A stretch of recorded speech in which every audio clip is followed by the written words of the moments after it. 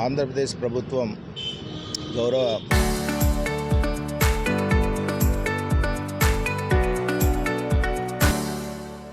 ముఖ్యమంత్రి గారు అట్లనే గౌరవ డిప్యూటీ సీఎం గారు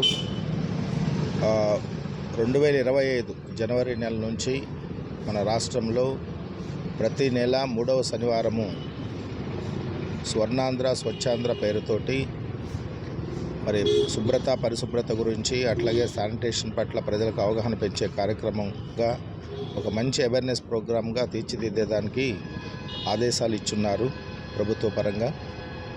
దీన్ని దృష్టిలో పెట్టుకొని ఈ నెల 3వ సాటర్డే మరి మన మార్కాపురం జిల్లా వ్యాప్తంగా కూడా ఈ బల్క్ వేస్ట్ జనరేటర్స్ ఎక్కడైతే అధికంగా చెత్త అనేది ప్రొడ్యూస్ అవుతుందో వాళ్ళకి అవగాహన కల్పించి వాళ్ళు ఆ చెత్తని బయటకు పంపించకుండా వాళ్ళ దగ్గరే ఆ చెత్తని సంపదగా సృష్టించేదానికి కావాల్సినటువంటి మెకానిజం డెవలప్ చేసే క్రమంలో అవగాహన కల్పించమని చెప్పి ఆదేశాలు ఇచ్చున్నారు.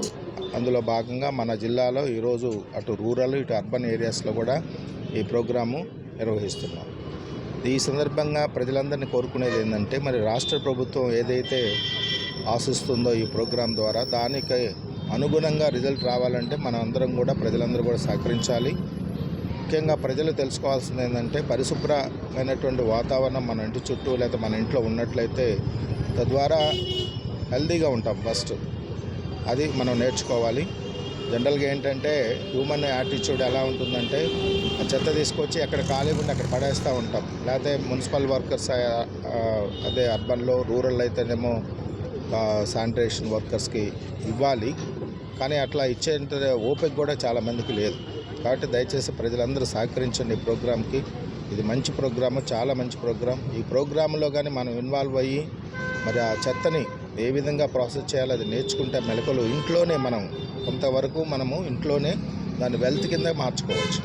సపోజ్ అపార్ట్మెంట్స్ కల్చర్ వచ్చిన తర్వాత మొక్కలు నాటేదానికి అవకాశం లేదు, కానీ పైన రూఫ్ టాప్ ఏదైతే ఉందో అక్కడ చిన్న చిన్న కుండీలు పెట్టుకొని దానిలో కూడా మరి మన వెట్ వేస్ట్ ద్వారా వచ్చేటటువంటి ఎరువుని ప్రాసెస్ చేసిన తర్వాత వచ్చే ఎరువుని కూడా ఆ మొక్కలు వాడుకోవచ్చు.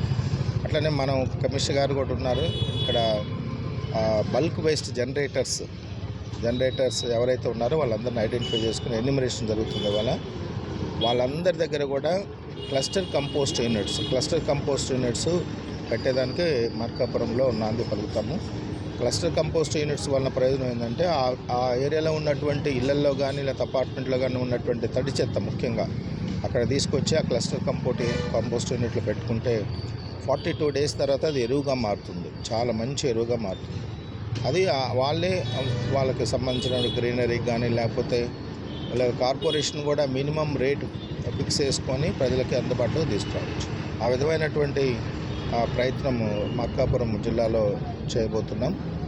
కాబట్టి ప్రజలందరూ సహకరించి మీ ఇంట్లో ఉన్న చెత్తని ప్రాసెస్ చేసి తడి చెత్త పొడి చెత్తగా వేరు చేసి మరి కార్మికులకి అందిస్తే తద్వారా మంచి రిజల్ట్స్ వస్తాయని ఈ సందర్భంగా తెలియజేస్తున్నాం. ప్రతిరోజు కొంత సమయం కేటాయిస్తానని నా వంతు కృషిగా స్వచ్ఛత కార్యక్రమాల కొరకు శ్రమదానం చేసి పరిశుభ్రం ఆంధ్రప్రదేశ్ సాధించే సంకల్పానికి